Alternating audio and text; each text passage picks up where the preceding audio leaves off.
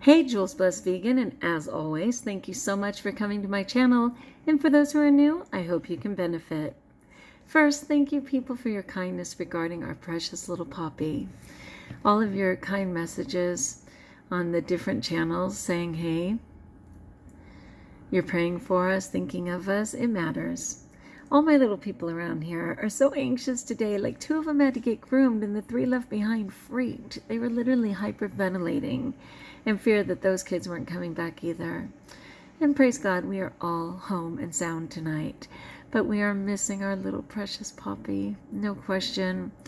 And that's okay, because we dare to love. And I was gifted to have her for the 8 years that I did and to have such phenomenal memories with her. So thank you.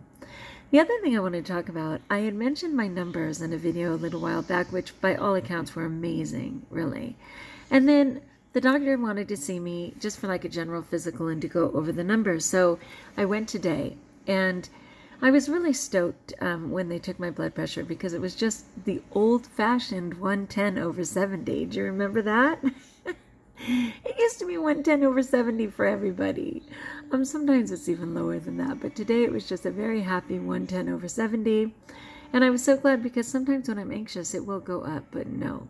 And of course, in all my rushing to get there, my heart rate was a big 63. Don't hurt yourself, right? But she was concerned about one of my numbers, and I had wondered about that number, and I'm going to tell you what it is in case you're curious about your own. So this component is called anion, like onion with an A, anion gap, and that is Na minus your Cl plus your CO2. Is that, I'm not even, sorry, I'm sort of a science girl, but I'll leave it at that. So anion gap is Na minus, in parentheses, Cl plus CO2. So CO2 is carbon dioxide, right? Your carbon dioxide. Cl is chloride. And Na is niacin. Is that right? Whatever. We don't have to be concerned about the formula. The thing is called your anion gap. And the range is from 3 to 11. And mine's 15. So, of course, part of me was like, 15? Wow, I'm amazing. I exceeded the whole thing. But like any chart, it's not good to exceed something. So she was like, well, I'm concerned for you because this is indicating that you're, wait for it, dehydrated. What? Dehydrated. Oh my gosh, you guys. When I found out I had kidney disease, the biggest thing that scared me, bar none, was that they told me as the disease progressed, I would not be allowed to drink water, that I'd be limited to about 4 cups a day because my kidneys would not be able to process it. That had me running for the water fountain like that minute. It freaked me out so bad. I love water. So my husband said, well, I noticed you haven't been drinking water as much. Like you're just not going through your filters as quickly. And I could tell you're just not, as concerned about water like you used to be. What's the deal? I fell into the accidental myth. And it's a semi-myth. Let's put it this way. You're always supposed to drink water, okay?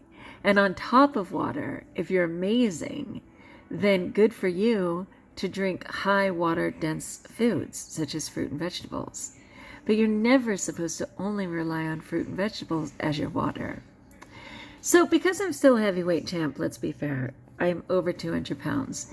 I demand more water, and because of the number of hours I'm awake, from 6 a.m. to midnight, I also demand additional water. So I accidentally made that mistake of thinking, because I was urinating all the time, seemingly, from all the fruit and vegetables I was consuming in the day, a good pound of greens in my smoothie, 6 to 8 pieces of, citrus fruit or whatever, even more in a mono meal sometimes. And then in the night, I always drink an average of 6 cups of water. Oops, my bad. Darn it, I can't believe it. But it's a learning curve, right? So the doctor wants to see me in 3 months, and she wants to see that number up. Well, my pleasure, my pleasure. I was just ill-informed. I just kept thinking, she's like, literally, I didn't even have a urinary tract infection. Like they, took the test and there was no form of urinary tract infection. This was indication of dehydration, this uncomfortableness when I urinate. What? So I just put an app on my phone, which I used to use back in my sad American Diet days. I went ahead and put an app on my phone to alarm me every hour to get that water down during the day too, not just in my sleep. I should be averaging, a comfortable 16 cups would be really good, which is, of course, is what Miss Raw recommends. The thing is, I do put my water in my smoothies. You know what? I don't even care. I'm not even gonna assess it. For the next 3 months, my objective is to actually drink the additional water, the entire gallon of water, even if I have water in my smoothies and water and other things in my day. I'm going to do it. It's my commitment, peeps. All right, so here's your homework. For all my people who've been listening to my teasers and saying, I got my jar, Juliana. I got my jar. I got my either marbles or pretty glass rocks, if that's what these are. For all of you who have this, and for those who don't, but they still have tomorrow to get them, I promise you this. Okay, the homework is this. Tomorrow morning, which is Friday, and if you don't even hear this video till tomorrow night, don't panic. But ideally, tomorrow morning, which is Friday, for those of you who still weigh themselves, I recommend you weigh yourself.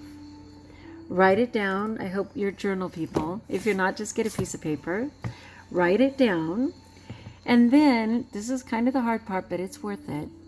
Write down what you are going to eat on Saturday. And I know that it might be difficult because sometimes I write down what I'm going to eat the next day and I panic because I'm like, but wait, I didn't know that I wanted blank, blank, blank, blank. Remember, we're curing compulsion here. We are curing the inability to make it through a day eating the way that you planned. We are curing all of that inner child who's throwing fits and screaming for more. We're curing that. I'm going to promise you that. So tomorrow morning, if you're a person who weighs yourself, do it. If you don't weigh yourself, peace be with you. Who cares?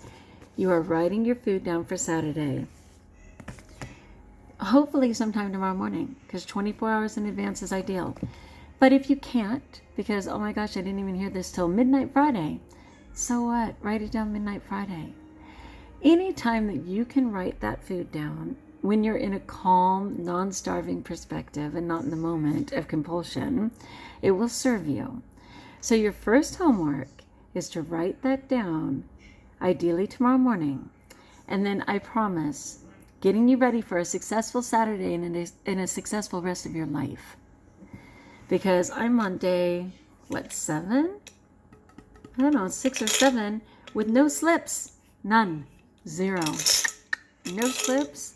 No desire per se to slip. A solution when I have the desire. I am free. I am free. Are you into that? Get your jar. Get your marbles or glass. If you can, sometime before Saturday, write your food down for Saturday, what you intend to eat. If you didn't write down what you want and it is Saturday, still eat what you wrote. And remember that Sunday's another opportunity to eat. You're not going to die. It's not an emergency. Okay, tomorrow's video, I am going to tell you all the steps for your jar and why this works. I promise. Okay, love to you, my friends. Peace be with you. Like if you like, join us if you haven't. Add comments below so I can support you. And until we talk again, stay hydrated and stay blessed.